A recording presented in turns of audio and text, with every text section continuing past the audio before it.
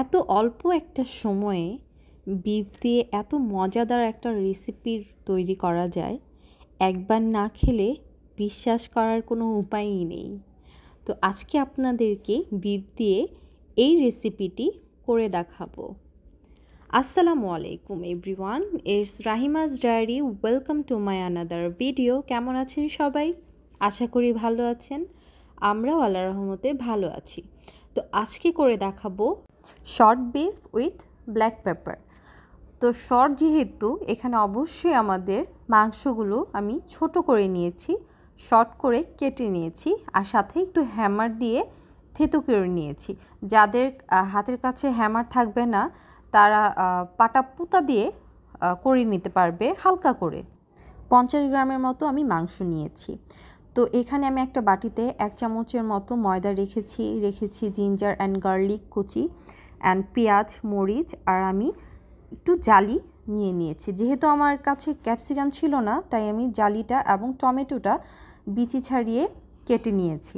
এখন আমি একটা প্যানের মধ্যে একটু বাটার দিয়ে গরম করে প্যানটাকে, এখন এটার মধ্যে গার্লিক অ্যান্ড জিঞ্জার কুচিটা দিয়ে নিব।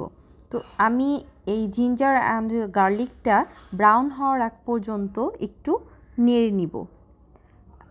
আমার প্রায় ব্রাউন কালার হয়ে এসেছে কালারটা। তো আমি এখন মাংসগুলো দিয়ে দিব। তো আমি মাংসগুলো দিয়ে ভালোভাবে গার্লিক অ্যান্ড জিঞ্জারের মধ্যে মিক্স করে নিব, আর মাংসগুলো ভাজতে থাকবো যতক্ষণ না পর্যন্ত আমাদের মাংসগুলো থেকে পানি বের হচ্ছে। সবাই জানেন মাংসের মধ্যে এক্সট্রা একটা পানি থাকে, যেটা আমরা আগুনে বা চুলায় দিলে এটা বের হয়ে আসে। তো এই যে দেখতেই পাচ্ছেন পানিটা বের হয়ে আসছে। তো এই সময় আমি একটু লবণ দিব।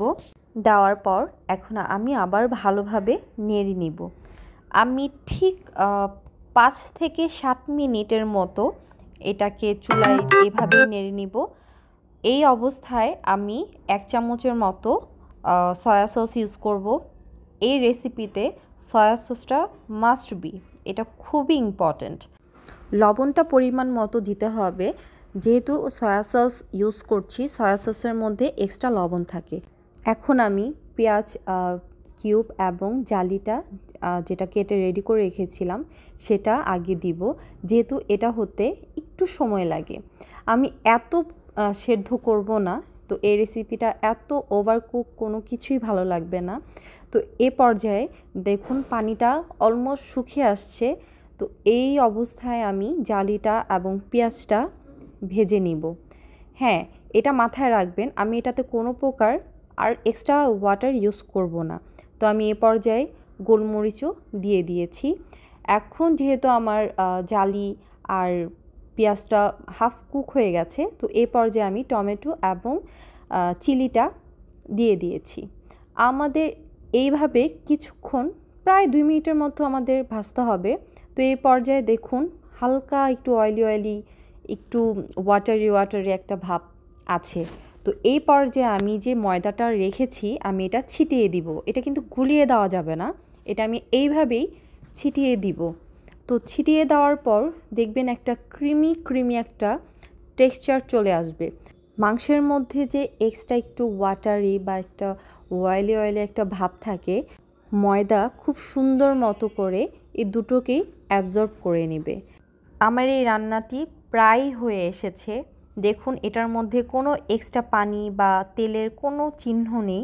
দেখুন ঠিক এইভাবে থাকা অবস্থায় আমাদের এই রান্নাটি শেষ করতে হবে। আমাদের রান্নাটা একদম হয়ে আসছে।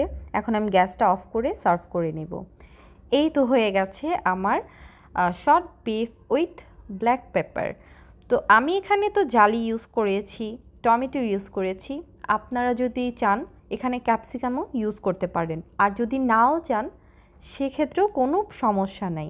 রুটি বা পোলাও বা রাইসের সাথে এই জিনিসটা খুবই ভালো মানায়। আমার কাছে এই রেসিপিটি ভাত দিয়ে খুবই ভালো লাগে, তাই আমি ভাত দিয়ে আপনাদের খেয়ে দেখাচ্ছি। আর আপনারা যদি চান যে কোনো আইটেম দিয়ে আপনারা খেতে পারেন। এটা কিন্তু এমনি খেতেও খুবই মজা। আমার তো এখন ভয়েস ওভার দিতে দিতে আমার মুখে পানি চলে আসছে। আমি জানি না আপনাদের কি অবস্থা। যাই হোক, আমার এই শর্টকাট রেসিপিটি কার কার ভালো লেগেছে অবশ্যই কমেন্টস করে জানাবেন। আমি তো শিওর একবার যদি আপনার হাতের এই রেসিপিটি খায় কেউ আপনাকে ভুলবে না। তো যাই হোক, আমার এই রেসিপিটি যদি কারো ভালো লেগে থাকে অবশ্যই লাইক, কমেন্টস এবং সাবস্ক্রাইব করতে ভুলবেন না। তো আজকের ভিডিওটি এই পর্যন্তই। আসসালামু আলাইকুম।